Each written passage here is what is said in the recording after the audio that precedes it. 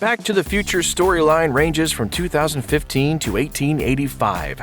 Marty McFly, our fearless teen hero, unites these different eras alongside Doc Brown and his fabulous time-traveling DeLorean. This results in one seriously tangled timeline. So we're here to unravel Marty's story from beginning to end.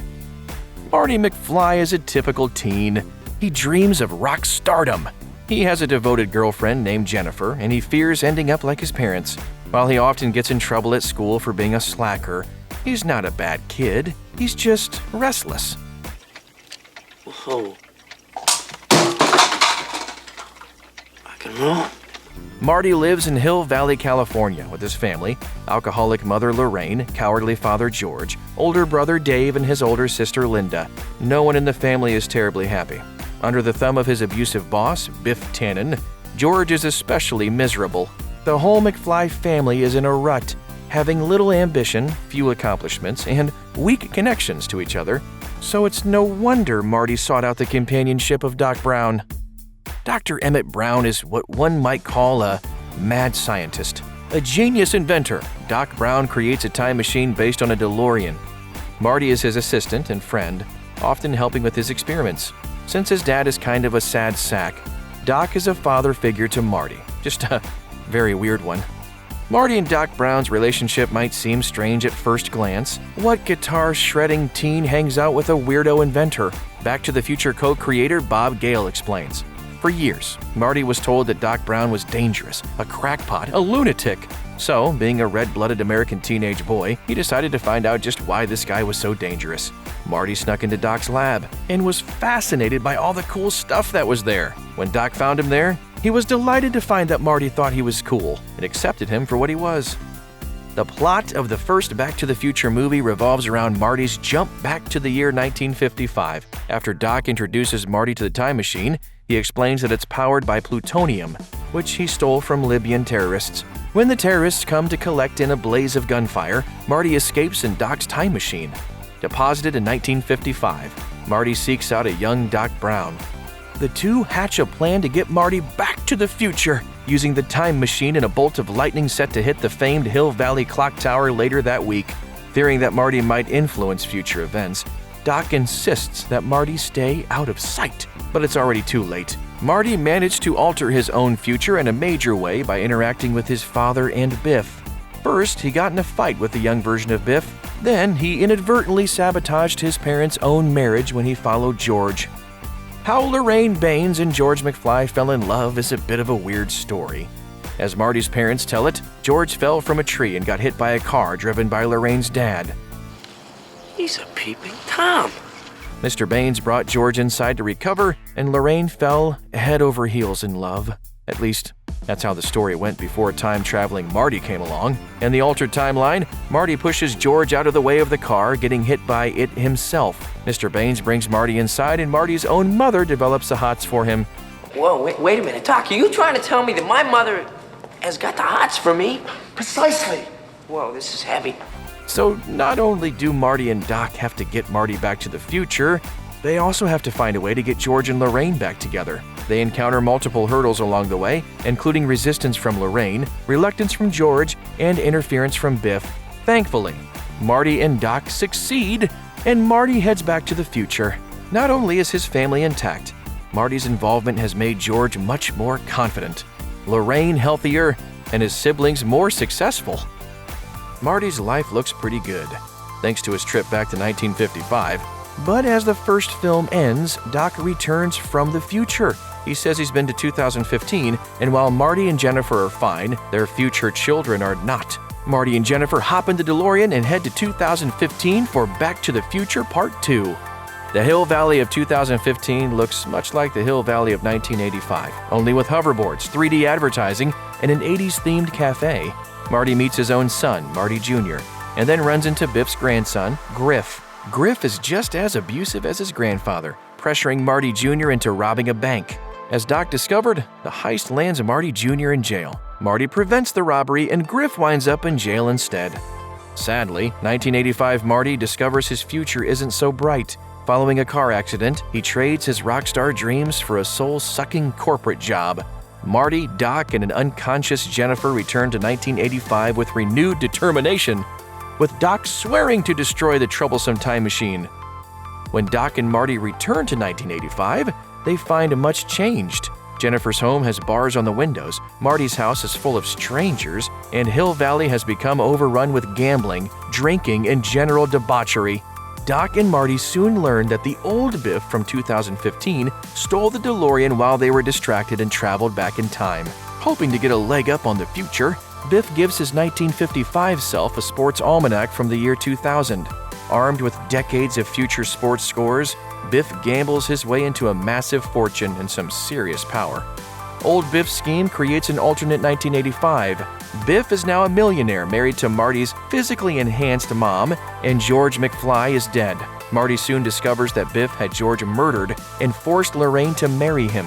With Doc out of the way, committed to an insane asylum, Biff used his wealth to take control of the whole town. A symbol of his sleazy empire, Tannen's garish casino stands in place of Hill Valley's courthouse.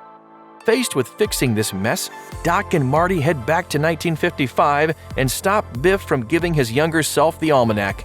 They can't travel back to 2015 to do it. As Doc explains, because the 2015 of 1985A's future won't be the same one from which they just returned. Heavy, right? So the duo heads to 1955, where Doc hasn't been since he lived it the first time. Marty, however, was there just the day before. Doc and Marty are faced with a delicate situation. They have to track down Biff and nab the almanac while trying not to get caught by their other selves. At this point, there are 2 Docs and 2 Martys in 1955. Marty, whatever happens, you must not let your other self see you. The consequences could be disastrous. Excuse me, sir. Young Doc is setting up the lightning rod on the clock tower, while Marty number 1 is busy getting his parents back together. Old Doc in Back to the Future Part 2's main Marty managed to relieve Biff of the almanac and burn it, destroying the 1985A timeline in which Biff became a millionaire. But Marty and Doc aren't in the clear yet. They still have to return to their own 1985 to see if their plan worked. While Marty number 2 and Old Doc try to get back to 1985, the storm that sent Marty number 1 back to the future in the first movie rages. The DeLorean, piloted by Old Doc, is struck by lightning, hurling it into the past. Marty number 2, stranded in 1955, faces an uncertain future. Moments later, a Western Union agent bearing a 70-year-old letter addressed to Marty appears. The letter's from Doc! Having been hurled back to 1885, Doc now lives as a blacksmith and has hidden the DeLorean away for Marty number 2 to find and use to get back to 1985. The second film ends with Marty number 2 hilariously approaching the younger Doc, who has just sent Marty number 1 back to 1985. Okay, relax, Doc. It's me. It's Marty. Oh, it can't be. Just sent you back to the future. Yeah. Oh, I know you did send me back to the future, but I'm back. I'm back from the future. When Marty and 1950s Doc dig the DeLorean out of the cave where Old West Doc hid it, they discover something about Doc's time in the past that makes Marty want to abandon their plan. Doc's letter detailed that he was perfectly happy living in 1885 and that Marty shouldn't come to get him. But Marty then stumbles upon Doc's gravestone in a nearby cemetery. It is dated 6 days after Doc wrote the letter and reveals that Doc was murdered by Biff's ancestor, Buford Mad Dog Tannen. Marty has no choice but to travel back to 1885 and rescue Doc. But after arriving in the past and reconnecting with the Doc who's been living there, the DeLorean's gas tank is damaged, leaving Marty and Doc without their usual means of transport. Trapped in the past, Doc and Marty hatch a plan to rig the DeLorean to a locomotive to get the machine up to the 88 miles per hour it needs to travel through time. Before Marty went back to 1885, he read on Doc's tombstone that the stone was erected by Doc's beloved Clara. But when Marty arrives, Doc has no idea who Clara is. As Marty and Doc plan their escape from 1885, a runaway buggy catches their attention. They rescue the passenger, the town's new school teacher, from falling into a ravine. She introduces herself as Clara Clayton, and the sparks between her and Doc are immediate. Marty explains that the ravine Clara almost fell into becomes known as the Clayton Ravine, named for a school teacher who fell in 100 years ago. By rescuing her, Doc and Marty alter the timeline. Though Marty considers it no big deal, the incident intensifies Doc's desire to destroy the infernal machine. While in 1885, Marty gets a chance to meet some of his ancestors. He stays for a while on the farm of Seamus and Maggie McFly, two Irish immigrants who have settled in the Old West. He also meets their infant son, his great-grandfather William. Marty tells them his name is Clint Eastwood, so as not to cause any confusion.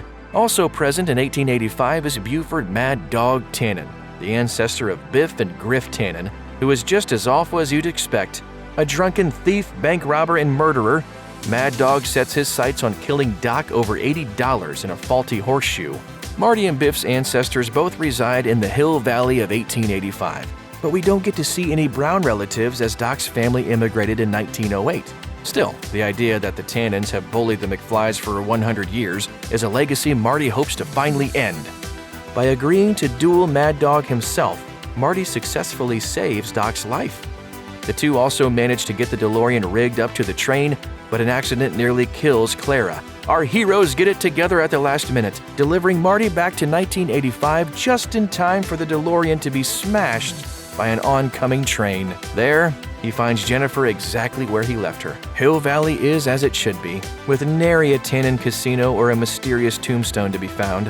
While driving Jennifer back to the spot where the time machine was destroyed, Marty narrowly avoids the car accident that derails his future life. Suddenly, a 19th century locomotive flashes onto the tracks with Doc at the helm. He's turned the train into a time machine and travels through time with Clara, now his wife, and their two boys, Jules and Vern.